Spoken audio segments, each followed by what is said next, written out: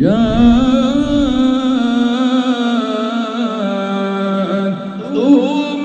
رسلهم بالبينات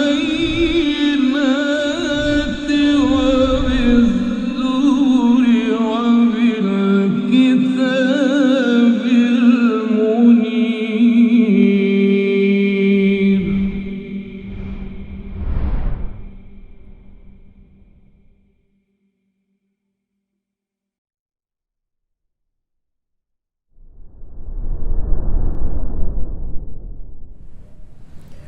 Assalamualaikum warahmatullahi wabarakatuh. Innal hamdalillah nahmaduhu wa nasta'inuhu wa nastaghfiruh wa na'udzu billahi min shururi anfusina wa min sayyiati a'malina. May yahdihillahu fala mudilla lahu wa may yudlil fala hadiya lahu. Asyhadu an la ilaha illallah wahdahu la syarika lahu wa asyhadu anna Muhammadan abduhu wa rasuluhu la nabiyya ba'dah. Qala Allah ta'ala fi kitabihil karim, ya ayyuhalladzina amanu taqullaha haqqa tuqatih wa la tamutunna illa wa antum muslimun. Ya ayyuhan nasu taqu rabbakumul ladzi khalaqakum min nafsin wahidah wa khalaqa minha zawjaha wa batha minhuma rijalan katsiran wa nisaa. واتقوا الله الذي تساءلون به والأرحام إن الله كان عليكم رقيبا. يا أيها الذين آمنوا اتقوا الله وقولوا قولا سديدا يصلح لكم أعمالكم ويغفر لكم ذنوبكم ومن يطع الله ورسوله فقد فاز فوزا عظيما.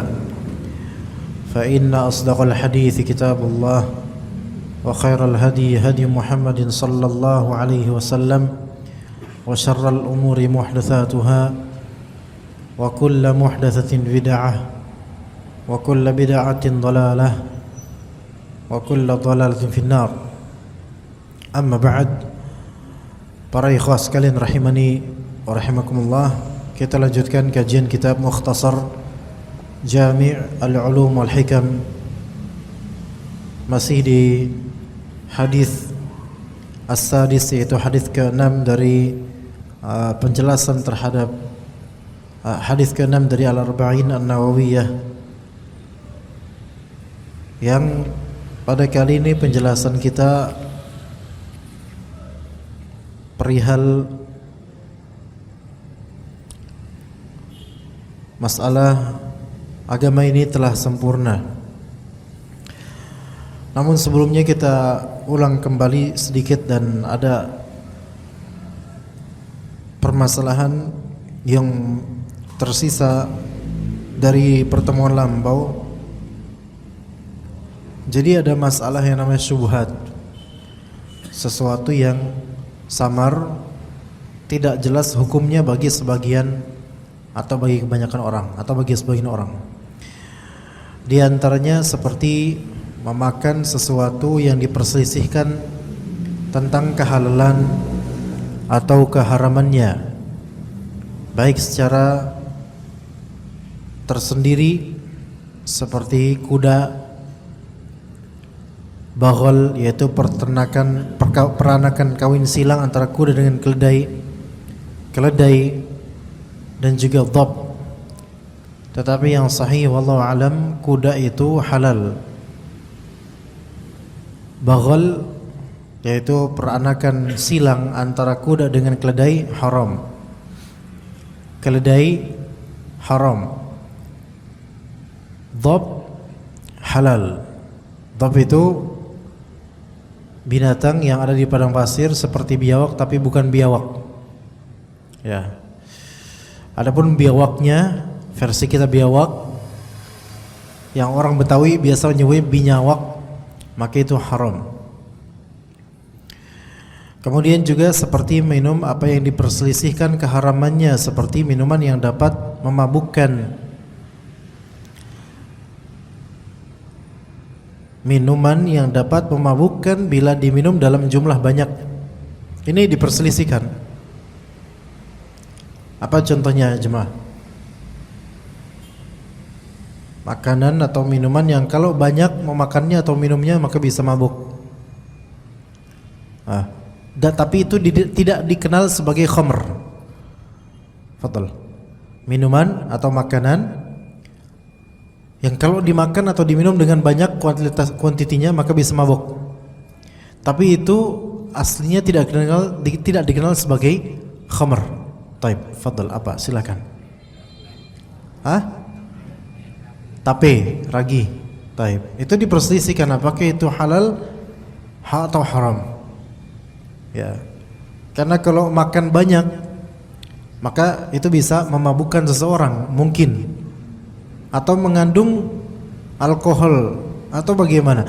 Nah, tapi itu tidak dikenal oleh keumuman kaum muslimin dan keumuman manusia sebagai khamr. Maka ini diperselisihkan.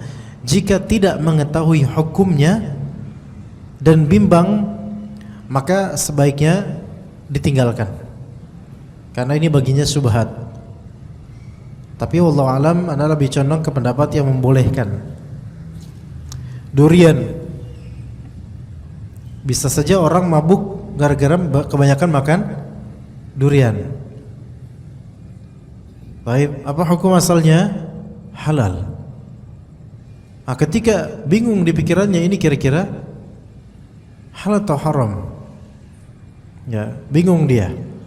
Memang ada pertentangan. Satu, asal hukum makanan halal semua asalnya. Atau pertentangan kedua, yaitu ini adalah syubhat bagi saya. Maka manakah yang lebih dia unggulkan? Ketika itu adalah syubhat, ya maka sebaiknya menghindari dulu sampai dia faham betul-betul hukum sebenarnya. Kecuali kalau dia tadi kepikiran akan ini syubhat, tetapi kemudian dia yakin bahwasanya asalnya ini halal, durian ini halal, maka silakan dia makan karena hukum asalnya halal. Taib.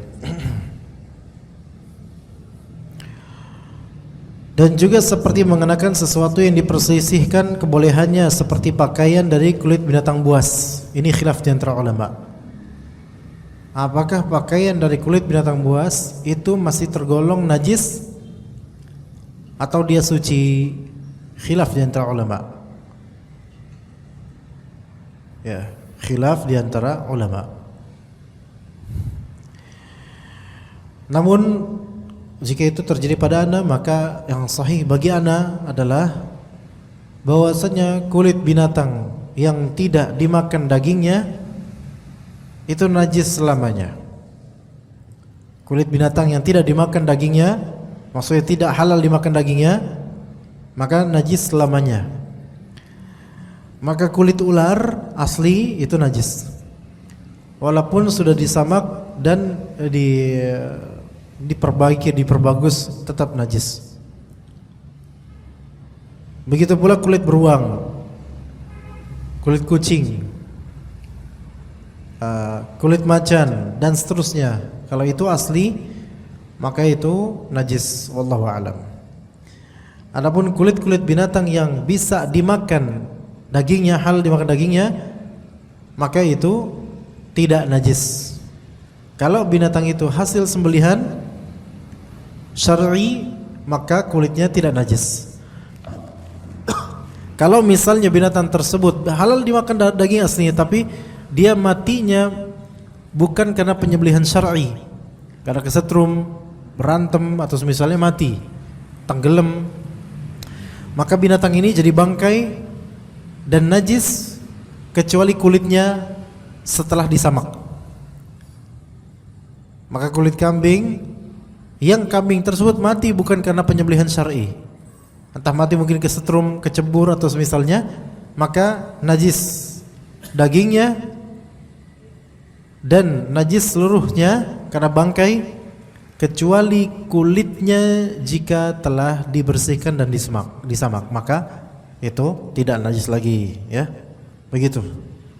Nah, rincian-rincian ini kadang-kadang seseorang enggak paham sehingga menjadi syubhat baginya. Dikasih mantel atau jaket kulit, ditanya ini leather atau kulit ini, kulit asli atau kulit pabrikan? Jawabannya kulit asli. Asli mana? Dari bulu beruang misalnya. Apa hukumnya mengenakan ini yang lebih sahih? Dia bingung, ini najis atau enggak, bingung. Maka ketika dia bingung apa hukumnya, maka itu menjadi syubhat buat dia. Namun ketika dia berilmu, dia tahu yang lebih sahih adalah bahwasanya itu najis, maka dia tidak boleh, pasti tidak boleh mengenakannya karena itu adalah najis. Dan kalau dia salat dengannya, maka salatnya tidak sah. Begitu pula dompet yang dari kulit apa? Dompet dari kulit ular, tas dari kulit buaya, ya begitu. Maka itu tidak sah kalau dia sholat dengan nempelnya benda tersebut. Taib. Bagaimana dengan si buta dari gua hantu? Coba si buta dari gua hantu, Pak. Yang di sininya ada kliwon, ya Pak ya? Sedikit nostalgia ya. Kira-kira kalau si buta dari gua hantu itu sholat, sah atau tidak sholatnya? Ayo, fadhol. Enggak sah. Enggak sah. Iya. Tidak sah kecuali kalau si buta dari gua hantu ini pakai madhab Syafi'i, maka sah sholatnya. Pakaian yang dipakaikan kulit dari ular kalau nggak salah ya. Ya kalau nggak salah sisik-sisik kulit ular pakaiannya. Ular nggak boleh dimakan. Tapi dalam mazhab Syafi'i kalau misalnya kulitnya disamak, dibersihkan, maka tidak najis lagi, gitu loh. Tapi yang lebih sahih adalah wallahu alam, ana memilih pendapat yang mengatakan itu najis. Ya. Begitu. Atau di antara syubhat yaitu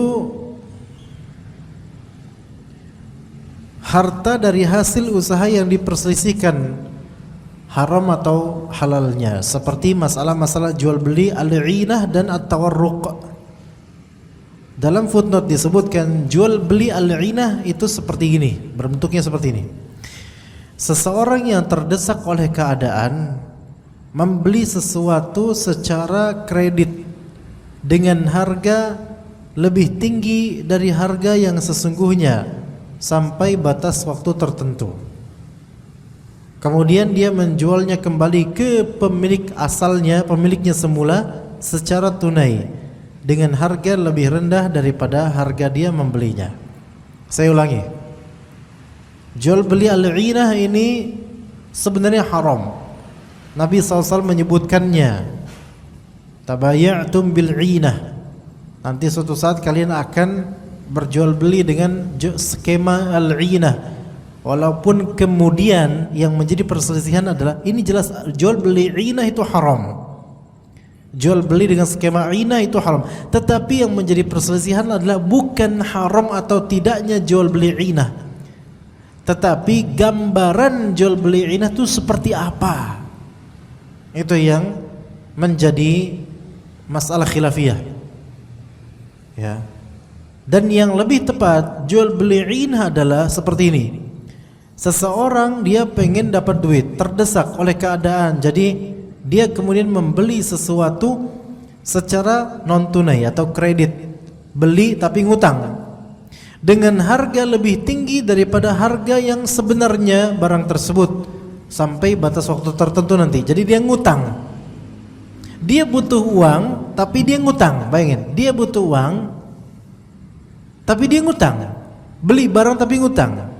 Belum stop di situ. Kemudian dia menjualnya kembali ke pedagang asalnya, ke pemilik asalnya semula. Jualnya secara tunai dengan harga lebih rendah daripada harga tadi dia beli dari pemilik asalnya. Mafhum enggak?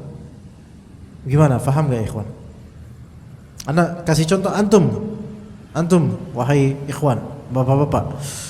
Antum butuh fulus untuk berobat atau apalah, antum butuh fulus. Berapa antum butuh fulus? Berapa? Anggaplah 3 juta. Antum butuh fulus 3 juta. Mau minjem sama ana sungkan. Ustaz, minjem fulus dong Ustaz. Malu karena udah sering ya gitu. Ya. Tapi tetap ngadu, Ustaz, ana butuh duit nih Ustaz. Tayyib. Kemudian ya, ana punya handphone. Sebenarnya ana gak mau mencontohkan diri ana ya, karena jahat ini, gak boleh ya. Tapi udahlah, sekali-kali berkorban ya. Handphone. Ini handphone. Ana tahu akhi, gimana caranya supaya antum punya duit. Ana ada handphone. Ini handphone, ana sebutin speknya dan serialnya dan seterusnya. Ini handphone Masya Allah. Antum beli handphone sama ana secara apa? Kredit, non tunai, nggak harus bayar sekarang. Oke? Nggak harus bayar sekarang. Yang penting antum setujui ini, bayar handphone ini, bayar handphone ini 500.000 per bulan cicil per bulan 500.000 selama 10 bulan. Berapa? Total berapa Pak? 5 juta. Sampai sini sebenarnya nggak masalah. Walaupun bermasalah kok dia butuh uang tapi malah beli handphone gitu loh. Udah kere, ngutang lagi sama anak gitu. Handphone 500.000 ya per bulan selama 10 bulan. Total 5 juta, oke? Oke, Ustaz. Nah nanti kemudian antum jual ke ana handphone ini, tapi tunai, tapi dengan syarat harganya jangan 5 juta juga. Ya harga lebih rendah lah. Berapa? Ya sesuai kebutuhan antum berapa tadi? 3 juta kan? Ya udah 3 juta ana kasih antum tunai. Antum akan dapat 3 juta segera. Ana ada 3 juta tapi ana enggak mau minjemin, ana enggak mau ngasih langsung. Ana mau pakai skema ini. Paham enggak? Ya. Sepertinya ada beberapa yang belum paham ya, tapi harus paham. Ya. Jadi nanti benefitnya apa di antum? Antum segera dapat 3 juta. Oke, ana ulangi ya. Bai'ul 'inah yang banyak disebut ulama, skemanya beragam. Ulama beda pendapat mengenai, tapi ini yang lebih sahih insyaallah. Seperti ini. Antum butuh uang 3 juta untuk berobat, untuk apalah. Butuh uang segera. Mau minjem sama ana enggak enak. Mau minta sama ana makin gak enak. Tapi ngadu ke ana. Karena antum tahu ana punya banyak fulus. Amin ya Allah, insyaallah ya. Maka antum mengadu ke ana, Ustaz, ana butuh uang 3 juta sekarang Ustaz. Qadarullah harus berobat, harus bayar ini, harus bayar itu. Tayyib. Terus kata ana, ya ana enggak tahu harus gimana Ustaz. Gini, ana ada solusi buat antum. Kalau antum pengen mendapatkan 3 juta segera, sebenarnya ana ada uang, tapi ana enggak mau minjemin antum. Karena antum udah sering minjem. Ana enggak mau ngasih antum karena antum pun masih punya utang mana. Taib. Gini aja caranya, biar kita sama-sama fair. Antum dapat keuntungan, dapat uang tunai segera, ana juga legowo dengan adanya setoran dari antum nanti. Kif, gimana caranya Ustaz? Gini, ana punya handphone. Antum beli handphone ana secara kredit ya.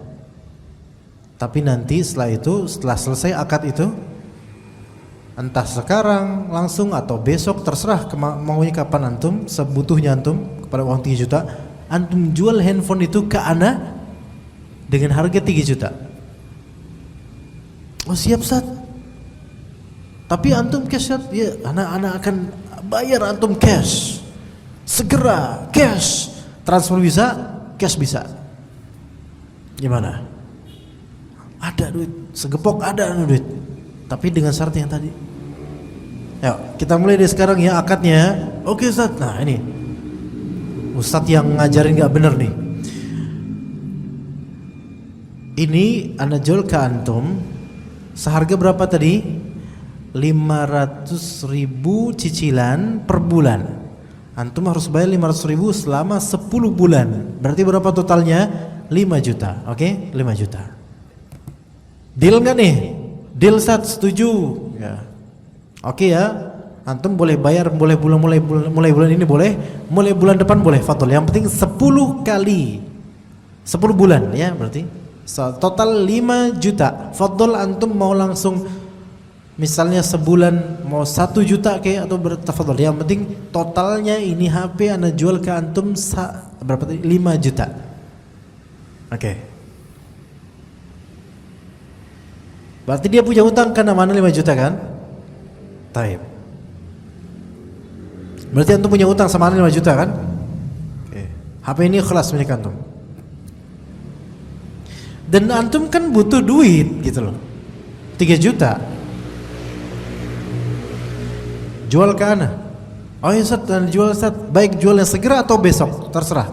Sebutuhnya antum dengan duit 3 juta. Ana jual Ustaz. 3 juta ya. Tambahin Ustaz.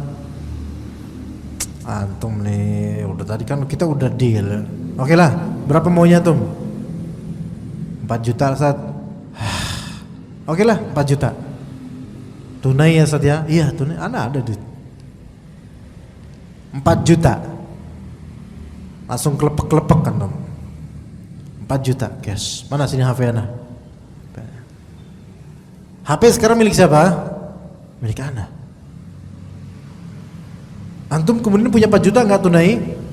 Juta.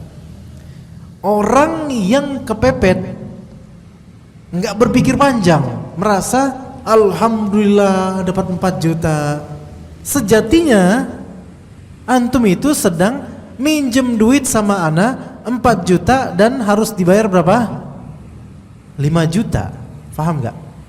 Karena ketika anda nyerahin ke antum 4 juta, sebenarnya antum masih punya hutang berapa? 5 juta. 5 juta Pak, yang harus dibayar ke ana. Benefit yang anda dapatkan apa? 1 juta dari hutang tersebut. Ini termasuk riba.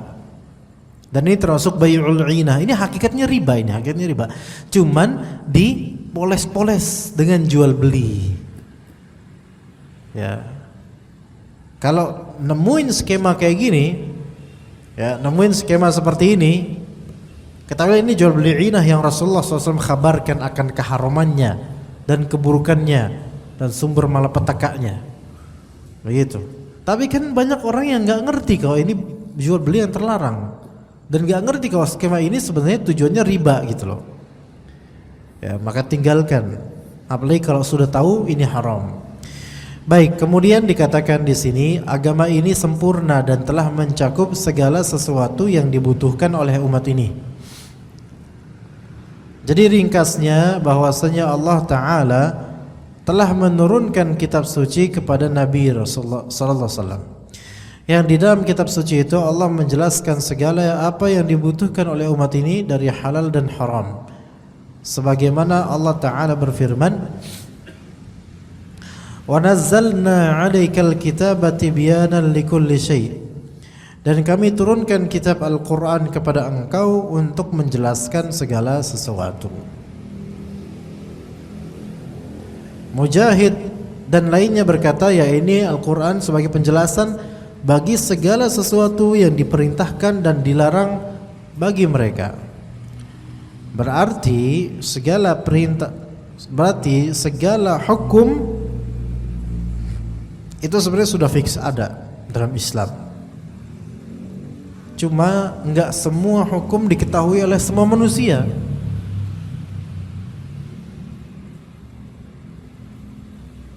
Kalau misalnya ditanya, apa hukum makan kuda zebra? Enggak ngerti jawabannya. Kalau ditanya, apa hukum makan ular kadut? Enggak ngerti jawabannya. Ya kan? Ular kadut, ular air ya. Tapi apakah ada hukumnya? Ada pasti. Hanya kita nggak tahu, ya.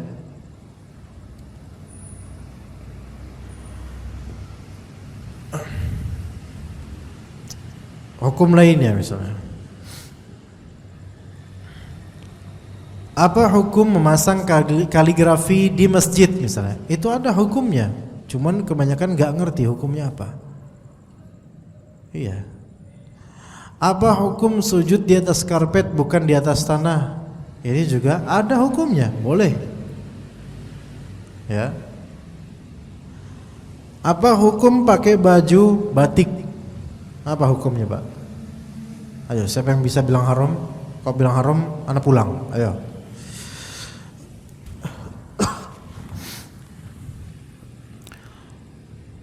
Baju batik itu kalau orang Arab yang pakai, ketawa orang Arab. Ini baju buat perempuan isi kembang-kembang. Ya. Bahkan ini isi kopi nih, Pak. Ini kopi nih, biji kopi, Pak. Ya. Apa hukumnya pakai baju batik? Bukan perspektif orang Arab deh. Perspektif kaidah-kaidah fikih agama Islam. Apa hukumnya? Halal, mubah. Asalnya sesuatu halal.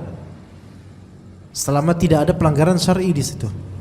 Maka hukum asal memakai batik halal selama tidak ada pelanggaran syar'i seperti gambar makhluk hidup secara utuh, haram. Secara utuh yang ada maksud ada kepalanya jelas kelihatan, haram. Ya. Atau gambar yang ada simbol-simbol yang menunjukkan khurafat. Simbol-simbol yang menunjukkan khurafat. Itu ada di beberapa model batik. Tetapi ketika kita tidak tahu, maka Allah maafkan, insyaallah, mudah-mudahan. Ya. Begitu. Ya. Hukumnya halal. Berarti ada hukumnya, ada hukumnya. Ada hukumnya. Baik, jadi semuanya udah ada. Tibyana likulli syai' dalam Al-Qur'an. Dan Allah menyerahkan tugas menjelaskan apa-apa yang sulit dipahami dari Al-Quran kepada Rasulullah SAW. Sebagaimana Allah Ta'ala berfirman, wa anzalna ilaika dzikra litubayyana lin-nasi ma nuzzila ilaihim. Dan kami turunkan az-zikr Al-Quran kepada engkau agar engkau menerangkan kepada manusia apa yang telah diturunkan kepada mereka. Nabi SAW tidaklah wafat sehingga Allah Ta'ala menyempurnakan agama ini bagi beliau dan umat beliau. Artinya Rasulullah SAW tidak akan wafat sampai kecuali kalau Allah sudah menyempurnakan agama ini, baru Rasulullah SAW wafat. Dan telah wafat Rasulullah berarti telah sempurna agama ini. Karena itulah Allah Ta'ala menurunkan kepada Rasulullah SAW ketika di Arafah beberapa waktu yang tidak lama sebelum beliau wafat, surat Al-Ma'idah ayat 3, Al-yawma akmaltu lakum dinakum wa atmamtu alaikum ni'mati wa raditu lakumul islam dina. Pada hari ini telah aku sempurnakan agama kalian untuk kalian. Agama ini sudah sempurna sebenarnya, sehingga tidak perlu ada lagi tambahan-tambahan ritual yang tidak ada dasarnya dari dalil Al-Quran atau As-Sunnah atau contoh dari salaf. Agama kita sudah sempurna. Dengan sempurna agama itu, maka Allah cukupkan nikmatnya bagi kita. Nikmat ini, agama ini nikmat sekali sebenarnya. Sunnah Nabi ini nikmat. Seseorang ketika beribadah dengan mengetahui dalilnya, mengetahui bahwa ini sunnah Nabi, mengetahui bahwa ini ada di Al-Quran Sunnah, itu nikmat sekali. Nikmat sekali. Bahkan sampai tata cara salat, kalau disesuaikan sunnah Nabi SAW, nikmat. Ya. Kalau ngerti dalilnya, nikmat. Apalagi kalau sampai hafal dalilnya, tambah nikmat. Ya. Ketika dari takbiratul ihram ada ilmunya sampai ke salam, ada ilmunya semua itu. Semua nikmat. Tapi ada sebagian orang merasa nikmat dengan hal-hal yang baru dalam beragama. Baru ngerasa nikmat kalau berbuat bid'ah. Sebagaimana banyak perziarah kubur keramat. Lebih nikmat di kuburan dibandingkan di masjid. Lebih khusyuk di kuburan dibandingkan dengan di masjid. Iya, maksudnya lebih khusyuknya apa? Lebih khusyuk berdoanya dibandingkan dengan di masjid. Ini orang-orang seperti ini seperti apa ya? Tidak mempercayai bahwasanya agama kita tuh sudah sempurna. Maka enggak perlu ada tambahan-tambahan seperti itu. Ziarah kubur tafadhol. Tetapi kalau ada embel-embel wisata religius, tawasul dengan mayit, minta hal-hal tertentu di kuburan itu, maka ini semua adalah hal yang baru dalam agama. Sekarang ya ikhwah sekalian, Jumat terakhir di bulan Sya'ban. Jumat terakhir di bulan Sya'ban. Itu adalah Jumat yang paling ramai orang-orang ziarah kubur. Pertanyaan saya, bukan berarti haram ziarah kubur, bukan. Dianjurkan untuk laki-laki. Lalu masalahnya di mana? Masalahnya kenapa? Kenapa seseorang atau kenapa banyak dari kita itu baru mau ziarah kubur dan merasa khusyuk di ziarah kubur ketika ditentukan waktu-waktu tertentu saja. Waktu-waktu suro, Muharram. Ya. Kemudian di akhir-akhir Ramadan, di akhir-akhir Sya'ban menjelang Ramadan, di awal Ramadan. Kenapa dikhususkan itu? Itu masalahnya. Karena ketika mengkhususkan itu dan meyakini itu ada kekhususan di hari-hari itu, berarti dia butuh dalil dong. Ternyata nggak ada dalilnya. Berarti dia meyakini sesuatu yang tidak ada dasarnya dalam agama. Dia menambah suatu keyakinan dalam beragama ini yang tidak ada dasar di agama ini. Dan ajaibnya dia lebih khusyuk di hal-hal baru dibandingkan dengan kemurnian agama ini. Ajaib. Ya.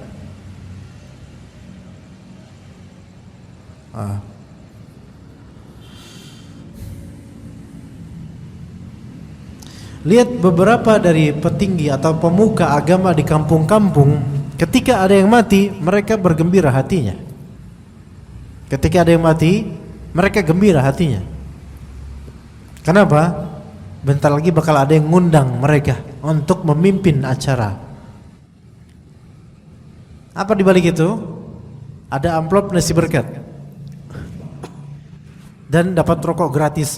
Karena biasanya kan banyak tuh cemilan, ada juga di gelas isinya samsu, filter, dan seterusnya. Pilih, ya. Kemudian tinggal bacain rumah itu bareng-bareng, habis itu nasi berkat. Taib. Yang seperti ini bebannya beban siapa? Beban tuan rumah, keluarga mayit beban, terbebani dengan itu. Ya. Ajaibnya, baik untuk 7 harian. Sebagian dari mereka kemudian keluarga mayit mengambil harta warisan, bukannya dibagi, malah dipakai untuk mengadakan seperti ini. Padahal harta warisan itu haknya ahli waris. Bagikan segera, bukan malah dibuat seperti ini. Hal-hal yang baru dalam agama, enggak ada dikenal di kalangan sahabat Nabi radhiyallahu anhu hal-hal seperti ini. Maka apa artinya ayat Allah al-yauma akmaltu dinakum, pada hari ini telah aku sempurnakan agama kalian? Kan Allah bilang udah sempurna, ditambah seolah-olah apa? Belum, ya Allah belum sempurna, tahlilan belum masuk di Quran hadis. Nih kita tambahin ya Allah, seolah-olah seperti itu. Betul, tahlil itu syar'i, la ilaha illallah. Tetapi acara yang kita kenal tahlilan 7 harian, 40 harian, 1 tahunan, itu dari mana? Dari mana? Ya. Melainkan itu tradisi belaka dan di atas nama agama dan ditentukan, kemudian merugikan pihak sahibul bait.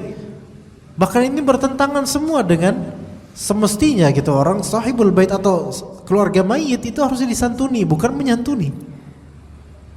Ya.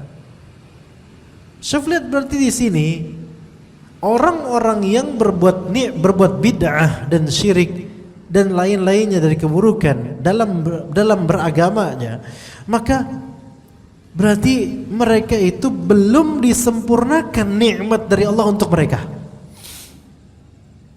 Siapapun yang berbuat bid'ah dalam agama berarti Allah belum menyempurnakan nikmat Islam dengan baik untuk mereka. Karena disandingkan pada hari ini aku telah sempurnakan agama kalian, sempurna agamanya, dan aku cukupkan nikmat pada kalian. Berarti kalau udah sempurna agama, cukup dengan apa yang di Al-Quran dan Sunnah, cukup dengan apa yang diperintahkan dan dicontohkan. Jangan ditambah-tambah oleh dalih akal atau dalih tradisi budaya. Mencukupkan dengan apa yang ada syariatnya, itu akan membuat kita nikmat, merasa nikmat dan bahagia. Bagaimana tidak bahagia, ikhwan? Ketika antum melakukan suatu hal yang disyariatkan, antum tahu ini syariatnya Allah, antum tahu ini adalah ada Al-Quran dan hadisnya, nikmat. Wa raditu lakumul Islam madina, dan telah aku ridai Islam sebagai agama kalian. Maka orang yang berbuat syirik atau bid'ah atau hal-hal yang baru dalam beragama, maka dari mana Allah Ta'ala akan ridha terhadapnya? Kan Allah sudah jelaskan, ini udah sempurna, kalian malah nambah. Yang sempurna ini nikmat loh, kalian malah nambahin. Maka bagaimana Allah Ta'ala akan ridha kalau kita tidak bersyukur dengan kesempurnaan Islam? Cukupkan dengan kesempurnaan Islam ini. Sesuatu ketika sudah sempurna, kemudian antum tambah-tambahin, maka tambahan tersebut imma tercelupkan ke dalamnya sehingga memperkeruhnya, atau tambahan tersebut akan keluar darinya, bukan bagian darinya.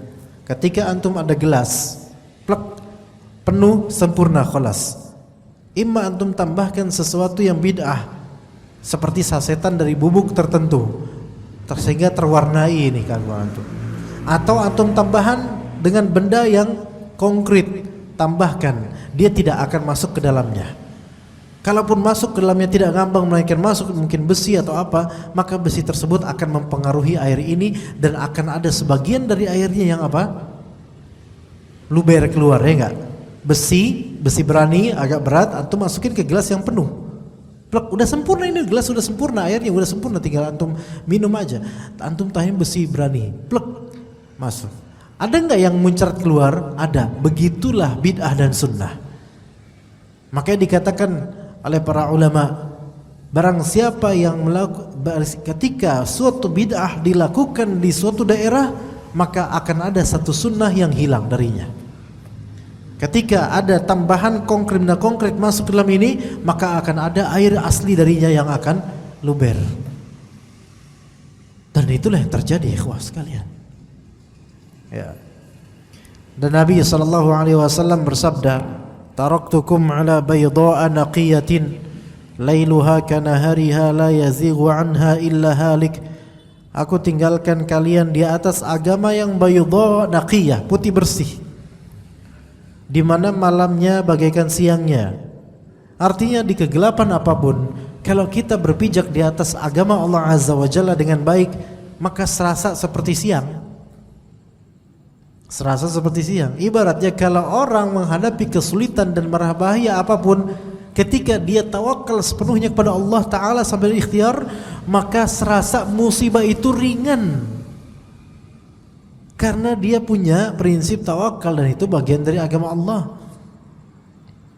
Kalau seseorang ditimpa musibah, kesulitan dan semisalnya, dan dia tidak berkeluh kesah pada orang-orang, dia tetap sabar sambil menunggu datangnya rezeki dari Allah, datangnya pertolongan dari Allah, dia menunggu sambil sabar. Maka orang-orang itu melihat dia, wah bahagia dia, kayak nggak pernah kena musibah dia, padahal dia sedang kena musibah. Tapi karena dia tidak cerita ke orang, melainkan dia hanya cerita ke Allah Azza wa Jalla, maka dia seperti orang berbahagia. Lailuha kanahariha. Siapa yang menjalani syariat Allah Ta'ala dengan baik, maka kesulitan-kesulitannya itu enggak seberapa. Dan orang yang rajin mengeluh, rajin menceritakan kesulitannya kepada makhluk, ketahuilah itu karena dia kurang tawakal sama Allah, atau juga karena dia tidak menjalankan agama ini dengan baik. Setiap ada kesalahan pasangannya bikin status. Punya suami kayak gini, punya istri kayak gini, sehingga orang-orang yang tidak ada kepentingan akhirnya mereka tahu pasangan-pasangan kita. Apakah itu akan membersihkan? Enggak, itu menambah keruh. Sehingga yang udah gelap gulita nambah gelap lagi karena orang-orang mengetahui aib keluarga kita. Maka la yazighu anha illa halik, tidak akan menyimpang dari tidak akan ada orang yang menyimpang dari agama ini melainkan dia pasti akan binasa. Menyimpang dari agama ini binasa dia. Ya, agama ini sudah sempurna. Kalau ditambah-tambahin berarti antum menyimpang atau mewarnai keagamaan ini sehingga terkontaminasi. Abu Dzar radhiyallahu anhu berkata, Rasulullah sallallahu alaihi wasallam wafat dan tidak ada seekor burung pun yang menggerakkan kedua sayapnya di langit kecuali beliau telah menyebutkan ilmu tentangnya bagi kami. Ana ulangi. Rasulullah, kata Abu Dzar, Rasulullah telah wafat dan tidak ada seekor burung pun yang menggerakkan kedua sayapnya di langit kecuali beliau telah menyebutkan ilmu tentangnya bagi kami. Ini ada beberapa mafhum atau makna maksudnya. Yang pertama bisa maknanya adalah bahwasanya Rasulullah sallallahu alaihi wasallam telah menjelaskan masalah keagamaan global dan detailnya. Gitu. Berarti di sini maknanya berarti burung ini kepakan saya burung, melainkan ada ilmu yang telah Rasulullah SAW sampaikan tentangnya, maksudnya adalah majaz atau kirayah, sampai urusan yang enggak pernah terfikirkan oleh manusia akan hukumnya ternyata sudah diajarkan oleh Rasulullah SAW melalui kaidah-kaidah besar dalam sabda-sabdanya. Itu makna pertama. Rasulullah mengajarkan secara global dan terperinci tentang agama ini sampai sempurna, tinggal kita mengeksplor dan mengeksploitasi ayat Al-Quran dan hadis serta penjelasan ulama tentangnya. Itu pertama, makna pertama. Boleh juga makna kedua, yaitu tidaklah seekor burung pun yang menggerakkan kedua sayapnya di langit kecuali beliau telah menyebutkan ilmu tentangnya bagi kami, yaitu ilmu tentang kepakan sayap burung itu bagi kami. Ilmu dari segi apa? Ilmu dari segi tauhid, bahwasanya kepakan sayap burung tersebut pun sudah diatur oleh Allah. Artinya segala rincian di bumi semesta ini semuanya itu sebenarnya ilmu tentangnya itu ada, tapi didasari dengan terhadap ilmu tauhid dan asma dan sifat Allah Azza wa Jalla. Sehingga ketika kita melihat apapun di dunia ini, maka kita itu seperti mengenal tanda-tanda kekuasaan Allah. Tanda-tanda kekuasaan Allah apapun itu. Ya.